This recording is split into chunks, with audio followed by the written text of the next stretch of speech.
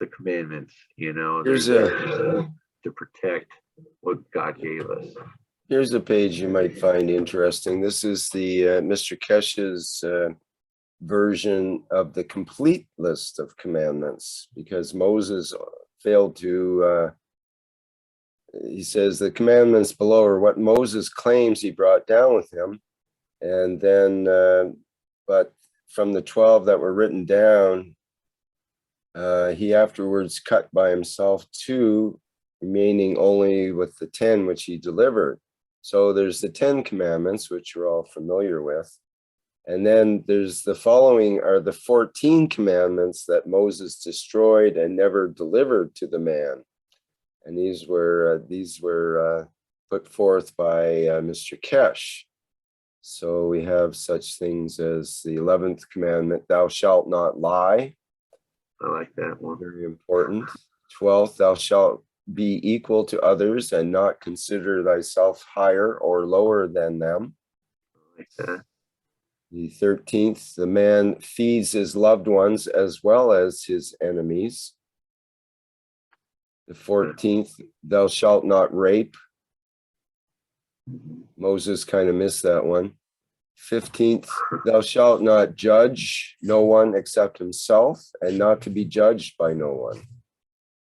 The English isn't the best there, but that's Mr. Kesh's way of saying it. The 16th one, thou shalt not touch or carry no arms to defend or to kill another. The 17th, thou shalt be at peace with oneself, with thy neighbor, his tribe, and tribes. 18th, thou shalt be the river of life and love. 19th, thou shalt not accept no path except the path of his own soul to his creator. 20th, thou shalt serve his soul, thou shalt serve his loved ones and his own as he expects to be served by the others. 21, thou shalt not possess. Number 22 is detachment. And 23 is thou shalt believe in one creator for all men.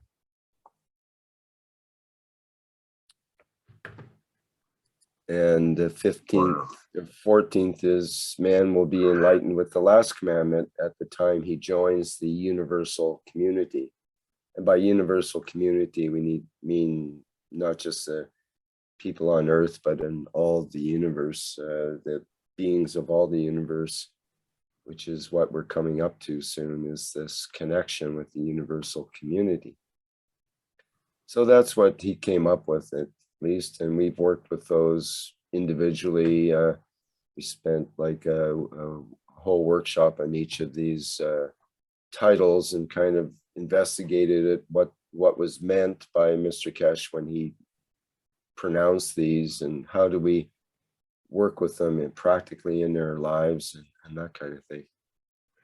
So have any of you unlocked the final commandment?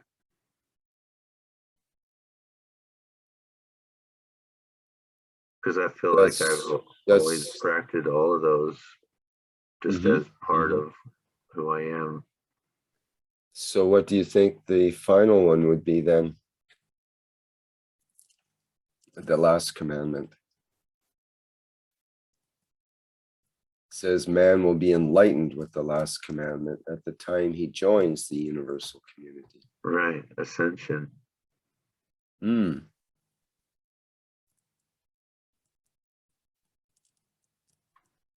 Maybe that you're your own Messiah or your own Savior in a way.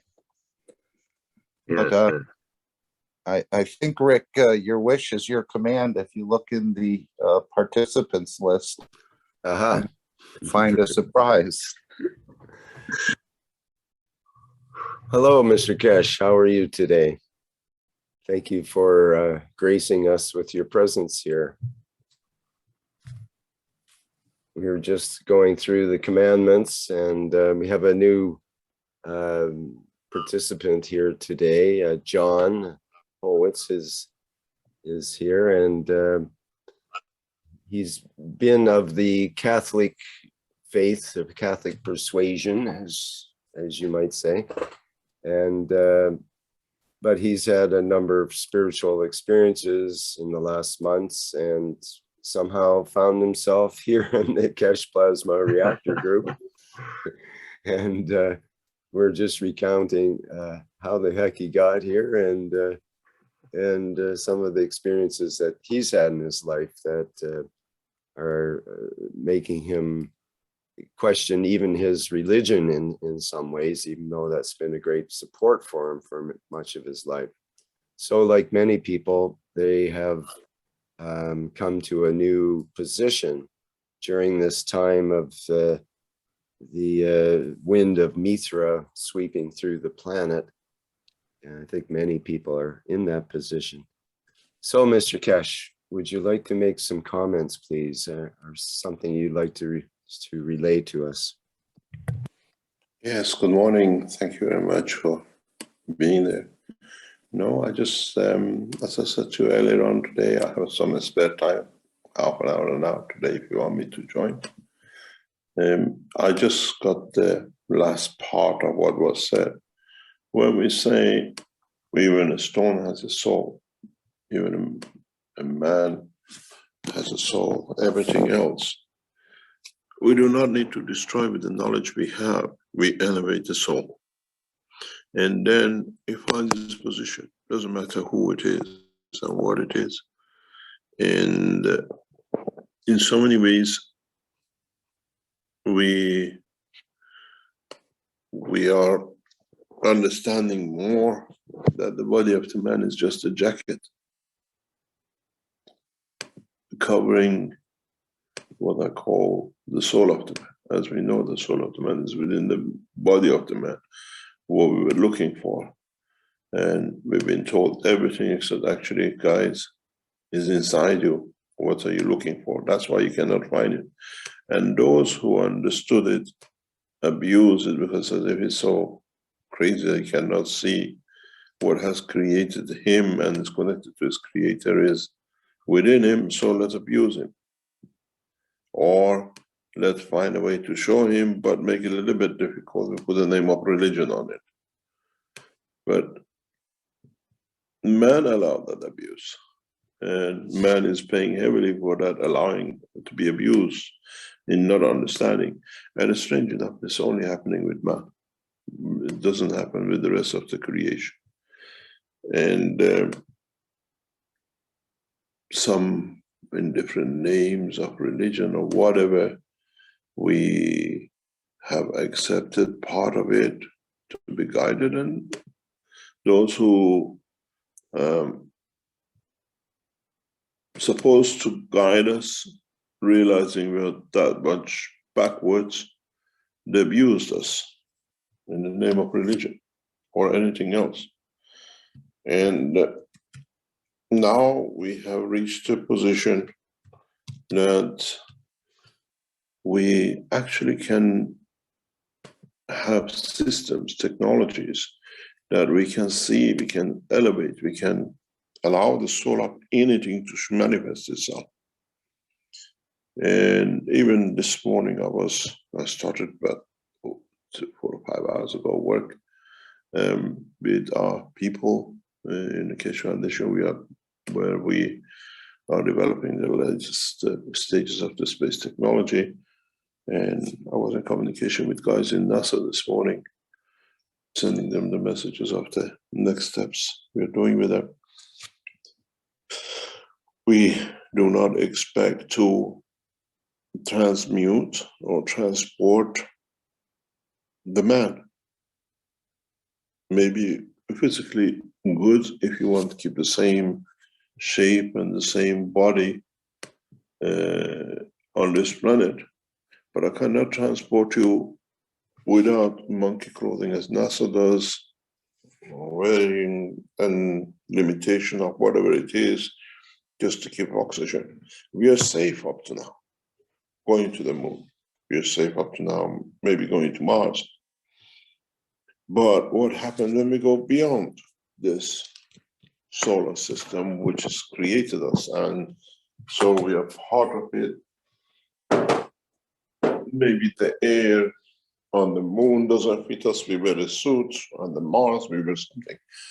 But when we go beyond the solar system, different gravitational field forces does not allow that suit to be there. It'll dissolve it.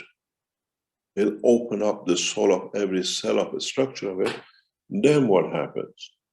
You're naked. Would we survive this space? Or do we understand from the beginning that in space we don't need the suit? If we travel with our soul and we take the shape at the point and position, and it's the same with a stone. We see the stone, we pick a stone, but a stone is a collection of atoms. Each one has energies which is created. We know that. I'm a nuclear physicist, and I realized this when I was 10 years old, maybe younger, that there is a discrepancy in the knowledge of science. And what happened when my soul created my feature? What happened if I realized the strength of the soul of that stone, which has created the feature of that stone? And then if I can match it, would it stay a stone? Or if I take the stone into another position in the universe, it will become a being because it has a soul. And this is a reality now. This is not fantasy. We have machines, we have systems, and we see things. We develop the structures. Many of you past years trying to replicate, produce materials. Why have you failed? Why do we produce it in the labs? And some knowledge seekers have produced themselves because they managed not to produce the gans of the material, they managed to produce the soul of the material. And when we sent the gold to Chinese to test, which was produced in Austria, they were shocked. They said, it's not enough of it. Can you give us more? It has no origin. Our materials, when we create, have no origin. If you're in a diamond business or in a copper business with metals or whatever, you can tell the origin, where, which city, which country, which stream the material comes from. But when you touch the soul of it, when you find the center which controls it, would it have the same? Would a diamond will be a diamond on another galaxy? Or would it take a shape of life because it has a soul? And this planet is taking the shape of a solid. It will not be that in another planet. We know this. We take a sugar solid, we put it in the warm water, and it dissolves. In the space, it's the same sugar, but we don't create heat or water for it, but we create a magnetic field for it. What would manifest itself? What will be dissolved? What will come up? How will it show itself? And this is what we are facing, the reality, the truth about the creation. And that's where we are. It's respecting what we have and what we do. And once we understand this, we don't need no religion, because we found the truth about the creation and the creator. And the religions are there to guide us there. And in that process, a lot of the name of religion people have used the name of the religion. And we see a lot of it. Now we are involved heavily in 6th of June flight technology. And we have a problem to explain to the space scientists and technologists that, guys, you're dealing with new things, not with rocket propulsion. And a lot of ethics is hitting the scientists in the past few weeks. When I communicate with the space scientists, understanding the game has changed is beautiful to them, but understanding there's a bigger change than they got themselves involved in, a lot of them are questioning their knowledge. I don't need to transport you with your suits, the pen you carry, the gold ring in your pocket, or a diamond ring on your finger. Could be different things on different positions in the universe. Because everything is created as a point of reference, as a soul of the man. We never understood, now we understand. We cannot allow it to be abused, but a lot of people would like carry on with what I call it's a status quo, because it fits them. It suits them perfectly.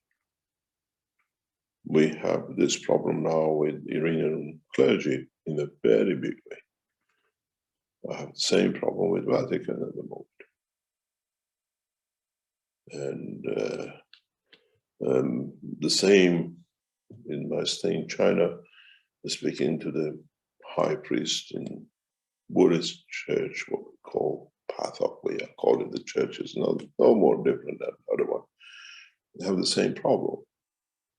They have a name for return of Buddha.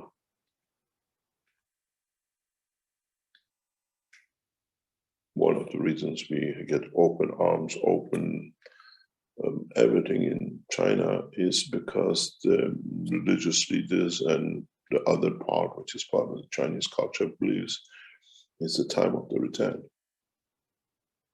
back to understanding the next. But soul of the man is the creator of the man. And now we know it's not in the space somewhere, which we're frightened. It's within us, because it's the sun within us. Now we know how to allow that sun to shine. And it shows us beauty. Then we don't need the structure of the physicality. We strive to live a good life, perfect life, that our soul elevates to a position where, in fact, actually we look after our souls, the body will be kept in a perfect position. But we were never aware of it. Now we know we are responsible for it. It's not somewhere in Kathmandu or in another, God knows, somewhere we don't know. It's within us. As I said many times, the solar system cannot exist without the sun. The body of the man is a solar system. Where is his sun? It cannot be outside the solar system. It's inside it. Now we know the soul of the man is inside him, and we know the position of it. With the new technology, we can reach it, pinpoint it. And we have knowledge seekers recently who have been in the new systems we have developed. We've seen the change in them. It's not in the hand of somebody to tell you to pay something into the combustion box. The combustion box is inside the man. And we have every control over it. And it'll change us. The new space technology will show it. I was discussing very recently that the new materials we produce, we don't need to produce them. We know the strength of the soul, the strength of the inner cell of the gold. I can produce gold anywhere, but it fits to be according to the environment.